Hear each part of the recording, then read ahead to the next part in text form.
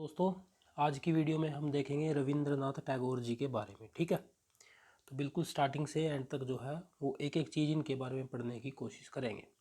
सबसे पहले हम इसके बारे में पढ़ेंगे, इसकी वीडियो में इनके काम के बारे में हम लेकर को पढ़ेंगे। काम क्या मतलब, जो इन्होंने देश के लिए किया है, जो इन्होंने समाज के लिए किया है, इनकी आइडियोलॉजी क्या थी कि इसको हम जानेंगे। कई लोग इनको जो है वो एंटी नेशनल भी इनको बोलते हैं। क्या इन्होंने कुछ ऐसा काम किया है जो इनको एंटी नेशनल बोला जाए। ओके, इनका जो काम था, इनका जो है देश के प्रति क्या इसके जो है वो फ्रीडम मूवमेंट में इनका क्या योगदान रहा। अच्छा, इनकी जो गांधी जी अपनी एक आइडियोलॉजी रखते थे, उनसे जो है इनकी आइडियोलॉजी बिल्कुल एक डिफरेंट सी। शायद कहीं ना कहीं वहाँ से भी लोग इनको क्या है एंटी नेशनल वो सब बोलते थे। ठीक है, तो इन्होंने क्या क्या काम किया है, इनको क्या क्या अवार्ड मिले हैं, कैसे काम किया है, कहाँ से बिलोंग करते थे, वो सभी हम इस वीडियो में जो है वो देखेंगे। ठीक है, तो स्टार्ट करते हैं जी आज की वीडियो। सबसे पहले अगर मैं रविंद्रनाथ टैगोर जी के बारे में बताता हूँ आपको, तो ये कोई एक सिर्फ एक ही फील्ड में नहीं थे। ये राइटर भी थे, ओके, ये पोएट भी थे, ओके, और ये म्यूजिशियन भी थे। म्यूजिशियन की अगर मैं बात कर लेता हूँ तो इन्होंने लगभग 2000 गाने जो है वो लिखे हैं, और उन गानों को जो है वो रविंद्र संगीत के नाम से जाना जाता है। किसके नाम से जाना जाता है जी? रविंद्र संगीत के। लगभग 2000 गाने। ठीक है, इन्होंने एजुकेशन सेक्टर में भी बहुत काम किया है कि एजुकेशन सेक्टर में भी क्या क्या काम किया वो हम आगे पढ़ेंगे। फिलोसफर भी थे ये। ठीक है, तो आप देखोगे कि ये सिर्फ एक फील्ड में ना होकर के बहुत सी फील्ड में इन्होंने अपना योगदान दिया है। ठीक है, तो ये सभी थे रविंद्रनाथ टैगोर जी। काफ़ी रिच फैमिली से ये बिलोंग करते थे। ओके, काफ़ी रिच फैमिली से बिलोंग करते थे। इनका जो पिताजी थे, ठीक है, वो जो है एक समाज के एक लीडर भी थे। ठीक है, समाज के ब्रह्मो समाज के जो है एक लीडर थे वो। ठीक है, और इनको गुरुदेव और विश्व कवि के नाम से भी जाना जाता है। ये भी इम्पोर्टेंट क्वेश्चन है इस वीडियो का। इनको किस नाम से जाना जाता है? गुरुदेव और विश्व कवि। इनको इन दो नाम से भी जाना जाता है। ठीक है, ये अकेले एक ऐसे व्यक्ति थे जिसने दो देशों के, इन्होंने पूरे दुनिया में अकेले एक ऐसे आदमी हैं जिन्होंने दो देशों के नेशनल एंथम को लिखा है। कौन कौन से नेशनल एंथम को लिखा है? एक तो लिखा है जी इंडिया के, है ना, जन गण मन को,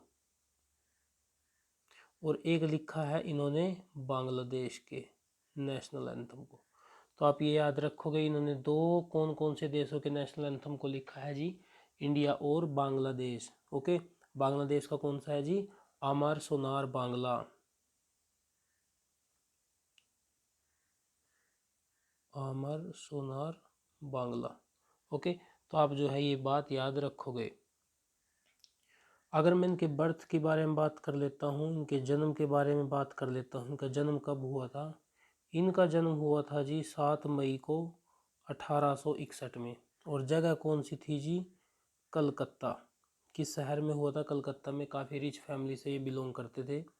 इनके फादर साहब का अगर मैं नाम बताता हूँ तो वो थे जी देवेंद्र नाथ टैगोर। देवेंद्र नाथ टैगोर। और इनकी माता जी का जो नाम था वो क्या था जी? शारदा देवी। ठीक है, इनकी काफ़ी एक बड़ी फैमिली थी। ब्रह्मो समाज के इनके फादर साहब क्या थे? लीडर भी थे। ब्रह्मो समाज, आपको शायद पता भी हो ब्रह्मो समाज है क्या। ठीक है, या फिर आप चेक भी कर सकते हो गूगल पे। ठीक है, तो ब्रह्मो समाज के लीडर थे, तो जाहिर सी बात है सोशल रिफॉर्म जो फैमिली थी उनसे इनको बिलोंग ये करते थे। और जाहिर सी बात है कि वहाँ पे इस तरीके के लोग जो है वो इनके घर में मौजूद रहते थे कि इनका जो एक बैकग्राउंड था, आप बोल सकते हो जो सोशल मुद्दे थे उनसे जो है टच जो है ये शुरू से रहे हैं। अगर मैं बात कर लेता हूँ इनकी एजुकेशन के बारे में, एजुकेशन में ये स्कूलिंग में अच्छे नहीं थे। ओके, पढ़ाई में इनका जो जो लगाव था, जो रुचि थी वो नहीं थी, तो इनको लगातार जो है स्कूल बदलने पड़े। फिर भी जो है इनका काम नहीं चला, इनके भाई बहनों ने जो है इनको ही पढ़ाया था, ठीक है। फिर एक घर पे ही ट्यूशन टीचर रखा गया, वहाँ से भी काम नहीं चला, ठीक है। तो इस तरीके से इनका जो कनेक्शन था पढ़ाई से लगातार वो आउट था। ओके, अगर मैं इनकी बात कर लेता हूँ, इनके फैमिली की बात कर लेता हूँ कि ऐसा नहीं है कि इसकी फैमिली में कोई पढ़ने वाला नहीं था। इनके ही एक भाई थे सत्येंद्र नाथ टैगोर, सत्येंद्र नाथ टैगोर। ये ही पहले इंडियन थे जिन्होंने इंडियन सिविल सर्विस को ज्वाइन किया था, इंडियन सिविल सर्विस को ज्वाइन किया था। ये कौन थे जी? ऐसे पहले इंडियन थे सत्येंद्र नाथ टैगोर, इन्हीं के ही बड़े भाई थे ये, ठीक है। तो आप ये बात याद रखोगे। तो जैसे कि मैंने आपको बताया है, पढ़ाई में इनकी ज़्यादा जो है वो रुचि नहीं थी, स्कूल ड्रॉप आउट ही थे ये, ठीक है। तब क्या करते हैं, इनके फादर साहब, ये उस समय कितने साल के थे जी? 11 साल के थे। और ये बात है जी 1873 की। इनको जो है वो भारत भ्रमण पे जो है इंडिया टूर पे जो है वो लेकर के चले जाते हैं। 1873 में इनके फादर साहब इनको क्या कराते हैं जी? इंडिया टूर कराते हैं। वहाँ पे बहुत अलग अलग जगह पे घूमते हैं, जैसे कि शांति निकेतन, शांति निकेतन, अमृतसर, बहुत सी ऐसी जगहों पे जाते हैं, धर्मशाला, और भी बहुत सी ऐसी जगहों पे ये जाते हैं। अब वहाँ पे क्या करता है इनके फादर साहब, इनको वहाँ पे हिस्ट्री, बायोग्राफी और astronomy, modern science, Sanskrit, Kalidas, ये जो बड़े बड़े कवि थे या फिर राइटर थे, और ऐसे ऐसे ये बुक्स थी, हिस्ट्री की है या फिर संस्कृत की, मॉडर्न साइंस की, इनको जो है वो पढ़ाया गया, ठीक है। वहाँ पे इनको जो है कि किसी तरीके से किसी चीज़ में इनकी रुचि बने, तो उस इंडिया टूर पे से जो है इनको ये दिलाया गया कि आप जो है इनको जो है थोड़ा सा स्टडी करो। तो इस तरीके से इनका जो संबंध है वो साइंस से भी हुआ, ओके। और साइंस में भी इन्होंने अपनी काफ़ी अच्छी रुचि दिखाई है। और बोला भी जाता है कि अल्बर्ट आइंस्टाइन जो बहुत बड़े साइंटिस्ट थे, उनसे भी जो है ये एक बार मिले थे, और उनसे भी अच्छे जो है वो इनके मतलब वो अच्छे एक फ्रेंड इनके बने थे, ओके। तो इस तरीके से जो है इनको आराम आराम से जो है वो थोड़ा सा पढ़ाई की तरफ जो है झुकाव जो है उनको किया गया। उसके बाद होता क्या है, 17 साल की उम्र में, 17 साल की उम्र में इनको लॉ की डिग्री के लिए कि आप जो है वो वकालत की पढ़ाई करो, इसके लिए कहाँ पे भेजा जाता है जी? इंग्लैंड में भेज दिया जाता है। और जैसे कि आपको पता था कि ये स्कूल ड्रॉप आउट थे, तो वहाँ से भी ये जो है वो ड्रॉप आउट ये कर देते हैं, ओके। और वहाँ पे एक बात ये ज़रूर करते हैं कि वहाँ पे ये बहुत से बुक और नोवेल को पढ़ते हैं, बुक और नोवेल को बहुत ज़्यादा ये पढ़ते हैं, जैसे शेक्सपियर के बारे में बहुत अच्छे से ये पढ़ते हैं, ठीक है। और फिर क्या होता है 1880 में, 1880 में ये वापस आ जाते हैं, ठीक है। वापस कहाँ पे आ जाते हैं जी? इंडिया में ये वापस आ जाते हैं, ठीक है। और फिर वहाँ पे जो है अब इतना ये जो है पढ़ाई में, अब जो है वो पढ़ने में थोड़ा सा इन्होंने रुचि दिखाई थी, बट ये पढ़ते थे सिर्फ क्या? लिटरेचर, ठीक है। तो इन्हें नोवेल, स्टोरी, पोएम जो है वो सभी बहुत अच्छे से गहन अध्ययन किया। और उसके बाद 1880 में आने के बाद जो है इन्होंने अपनी खुद की, ओके, 1880 में वापस आने के बाद इन्होंने खुद की नोवेल, स्टोरी, पोएम इस तरीके से जो है वो पब्लिश करना ये स्टार्ट कर देते हैं। तो 1880 में इन्होंने अपनी ही नोवेल, अपनी बोल सकते हैं पोएम्स थी, स्टोरी थी, वो सभी क्या की इन्होंने अपनी वहाँ से पब्लिश करना स्टार्ट करते हैं ये 1880 के, ठीक है। उसके बाद होता क्या है कि उसके बाद 1883 में इनकी शादी जो है वो मृणालिनी देवी से हो जाती है। 1883 में, 1883 में इनकी क्या हो जाती है जी? शादी हो जाती है किससे? मृणालिनी देवी से। और उसके कुछ समय बाद ये शांति निकेतन में शिफ्ट हो जाते हैं। शांति निकेतन में शिफ्ट कब होते हैं जी? 1901 में, 1901 में ये शांति निकेतन में शिफ्ट हो जाते हैं। वहाँ पे जो है वो रहना स्टार्ट करते हैं जी। ठीक है, अब शांति निकेतन में जब ये जाते हैं तो मैंने आपको बताया था कि इसके साथ साथ इन्होंने लिखने के साथ साथ एजुकेशन सेक्टर में भी काफ़ी काम किया है। इन्होंने बोला है कि ट्रेडिशनल जो मेथड है हमारा पढ़ाई का, गुरु शिष्य का, वो ज़्यादा अच्छा है। इन्होंने क्या बोला है कि हमारा जो ट्रेडिशनल मेथड है, जो हमारा ट्रेडिशनल मेथड होता है ना गुरु और शिष्य का, इन्होंने उसको क्या बोला है, बेस्ट बोला है। ऐसा नहीं है कि ये कहीं गए नहीं, इन्होंने कुछ देखा नहीं था, ये बाहर भी रह के आए हैं, लोगों की डिग्री ली है, बाहर भी बहुत कुछ पढ़ा है। और जब ये देखते हैं लास्ट में इन्होंने, इनके एक थ्योरी ये थी कि जो हमारे पुराने टीचिंग मेथड है वो बहुत ज़्यादा अच्छे हैं, और उन्होंने इनके ऊपर जो है, इन्होंने उस चीज़ के ऊपर जो है एक्सपेरिमेंट भी स्टार्ट किए थे। और इन्होंने जो ब्रिटिशर्स के जो मॉडर्न एजुकेशन सिस्टम था उसको थोड़ा सा क्या बोलते थे, गलत भी बोलते थे। ठीक है, तो ब्रिटिशर्स को एक गलत बोलते थे, और जो अपना जो मॉडर्न, जो अपना ट्रेडिशनल जो सिस्टम था उसको क्या बोलते थे, सही बोलते थे। ठीक है, ओके। तो अब हम बात कर लेते हैं कि इनकी कलेक्शन का। ठीक है, इन्होंने क्या कुछ लिखा है। अगर इनकी कलेक्शन की बात हम करते हैं तो इन्होंने जो है 16 साल की उम्र में ही, 16 साल की उम्र में ही एक पोएम का कलेक्शन जो है वो लिखा था। वो एक बुक लिखी थी जिसको आप बोलते हो भानु सिम्हा। ओके, ये याद रखोगे। अब भानु सिम्हा किसकी लिखी हुई है, रविंद्रनाथ टैगोर जी की। इन्होंने 1909-10 में जो है वो गीतांजलि को लिखना स्टार्ट किया है। इसके ऊपर आप बहुत ज़्यादा ध्यान दोगे। गीतांजलि को इन्होंने लिखना जो है वो स्टार्ट किया था, और 1912 में जब इन्होंने कंप्लीट की, उसके बाद ये फिर वहाँ कहाँ पे गए थे जी, यूरोप गए थे इनको पब्लिश करने के लिए। 1912 में किसको पब्लिश करने के लिए, गीतांजलि को पब्लिश करने के लिए। ठीक है, और वहाँ पे ये वहाँ के एक बहुत बड़े राइटर थे जी, नाम था जिनका येट्स। ओके, उनसे ये मिलते हैं, और जब वो इनकी पोएम को जो हो पढ़ते हैं, देखते हैं, तो बहुत ज़्यादा प्रभावित होते हैं, और उनकी पोएम को जो है गीतांजलि को पब्लिश करने का क्या लेते हैं जी, डिसीजन ये लेते हैं। जब ये 1912 में जो है वो इसको पब्लिश कर देते हैं गीतांजलि को, 1912 में पब्लिश हो जाती है जी गीतांजलि। इतनी ज़्यादा ये फेमस हुई थी, इतनी ज़्यादा लोगों ने पसंद की थी कि 1913 में इनको क्या दिया जाता है जी, नोबल प्राइज भी जो है वो दिया जाता है। किसके रूप ऊपर, गीतांजलि के ऊपर। ठीक है, और ये पहले ऐसे नॉन यूरोपियन थे, ये ऐसे पहले नॉन यूरोपियन थे जिनको जो है ये अवार्ड मिला था। ठीक है, अब जो लोग हैं रविंद्रनाथ टैगोर जी को इंडिया में नहीं बल्कि बाहर के देशों में भी जो है वो जानने लगे थे। ऐसी ही बात करते हैं इनके अवार्ड के बारे में, तो 1915 में किंग जॉर्ज फिफ्थ के द्वारा,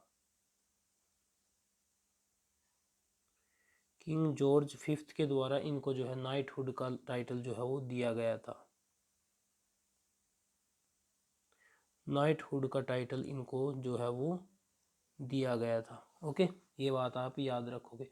और ये जो नाइटहुड का टाइटल था इन्होंने त्याग भी दिया था। कब त्यागा था, जब 1919 में जलियांवाला बाग हत्याकांड हुआ था, तो उसके बाद ये नाइटहुड का जो टाइटल है वो त्याग भी देते हैं। ठीक है, तो इस तरीके का इनका जो है वो काम रहा है।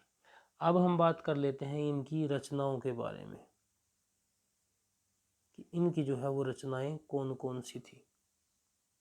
ये रही जी इनकी कुछ मुख्य जो है रचनाएं, जैसे गीतांजलि हुई, गोरा हुई, काबुली वाला हुई, पोएट मास्टर, साधना, चोखरवाली, और भी इनकी बहुत सी जो है क्या थी, रचनाएं थी।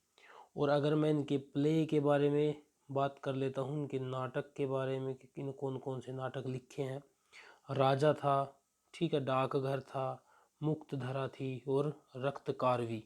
ओके, ये क्या थे, इनके मेजर जो है वो नाटक रहे थे। तो अब ये तो हमने देख लिया कि कैसे जो है इन्होंने अपनी कलम से जो है वो देश में अपना योगदान दिया था। अब हम बात कर लेते हैं कि क्या इन्होंने एक्टिवली इंडिपेंडेंट मूवमेंट में काम किया है। ओके, अब हम देखेंगे इंडिपेंडेंट मूवमेंट में इनका काम।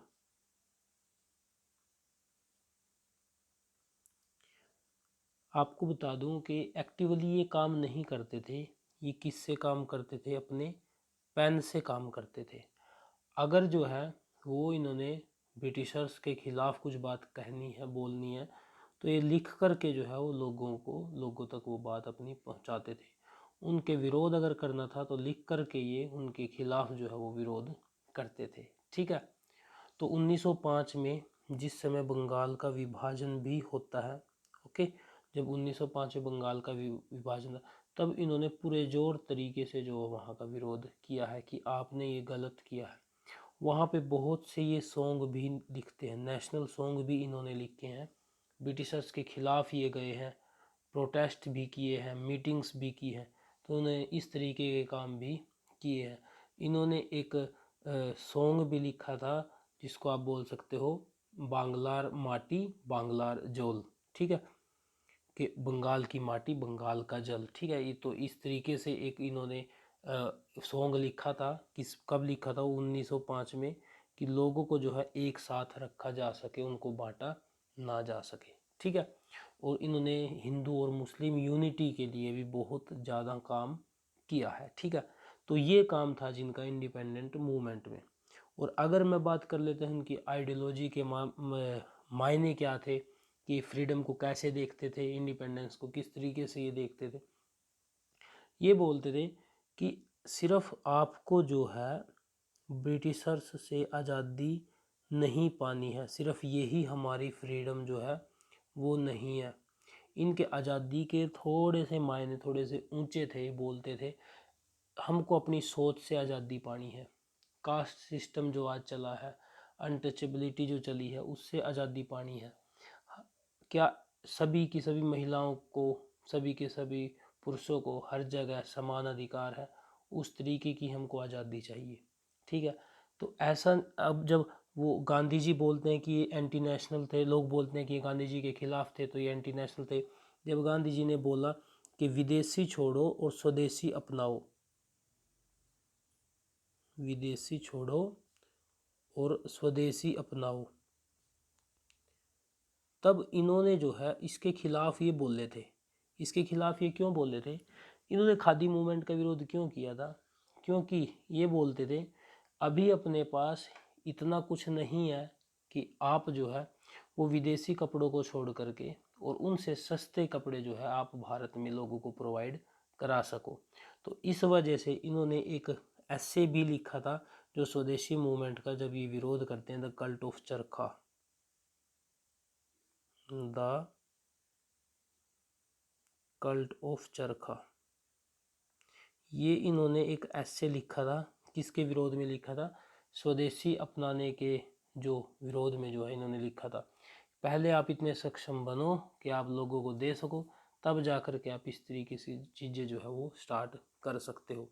ठीक है, ये बोलते थे कि मैं राष्ट्रवाद के हित में हूँ, मैं राष्ट्रवाद के खिलाफ नहीं हूँ, बट मैं जो राष्ट्रवाद चाहता हूँ वो अति राष्ट्रवाद नहीं चाहता। अगर अति, ये क्या थे?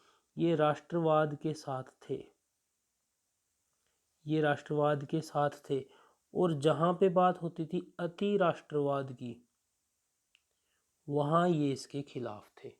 क्यों? ये बोलते थे राष्ट्रवाद ठीक है, जैसे ही आप अति राष्ट्रवाद की बात करोगे, एक्सट्रीम नेशनलिज्म में जो है वो ह्यूमैनिटी नहीं होती, ह्यूमैनिटी वहाँ पे आकर के ख़त्म हो जाती है। तो इस तरी इन इन इन कामों की वजह से इनको जो है वो एंटी नेशनल जो है वो बोला भी गया है। ठीक है, अच्छा, अब अगर मैं बात कर लेता हूँ कि इन्होंने एजुकेशन सेक्टर में और क्या क्या काम किया है। ठीक है, क्या कोई यूनिवर्सिटी, एक दो यूनिवर्सिटी भी चलाई थी, वो आपको मैं बता देता हूँ। ठीक है, 1921 की बात है जी। 1921 में टैगोर ने एक विश्व भारती नाम की जो है वो यूनिवर्सिटी भी बनाई। ओके, ये बात याद रखोगे। जो भी इन्होंने नोबेल प्राइज से जो भी अपनी मनी मिली थी, रॉयल्टी मिली थी, या फिर आप बोल सकते हो गीतांजलि, जो इन्होंने एक पुस्तक लिखी थी, उनसे जो इनको कुछ मुनाफा, कुछ पैसा मिला था, वो सब इन्होंने जो है इस यूनिवर्सिटी में लगाया है। ठीक है, इन्होंने महात्मा गांधी को महात्मा की भी उपाधि दी है। महात्मा गांधी को किसकी उपाधि दी थी इन्होंने? महात्मा की उपाधि रविंद्रनाथ टैगोर जी ने दी है। ठीक है। हाँ, उनसे इनके विचार बहुत अलग थे। वो ये एक बात बोलते थे कि आप अति राष्ट्रवाद नहीं कर सकते, अति राष्ट्रवाद जो है वो देश के खिलाफ है, गलत है। ठीक है। अच्छा, इन्होंने world parliament for religion, world parliament for religion में भी इन्होंने जो है वो पार्टिसिपेट किया है। वर्ल्ड पार्लियामेंट फॉर रिलीजन 1929 में जब हुई थी और 1937 में हुई थी, तब ये वहाँ पे जो है वो बोले थे। अच्छा, 1940 में इनको जो है ऑक्सफोर्ड यूनिवर्सिटी ने जो है वो लिटरेचर में जो है डॉक्टरेट की उपाधि इनको दी है। ठीक है, ऑक्सफोर्ड यूनिवर्सिटी ने लिटरेचर में डॉक्टरेट की उपाधि जो है इनको दी है। और फिर इनके अगर मैं देहांत की, मृत्यु की बात कर लेता हूँ, तो 7 अगस्त 1941 को ही इनकी जो है वो कलकत्ता में डेथ हो जाती है। ठीक है, तो इस तरीके से जो है इन्होंने अपना पूरा का पूरा जीवन है वो बिताया था। Thank you. होप आपको अच्छी लगी होगी वीडियो।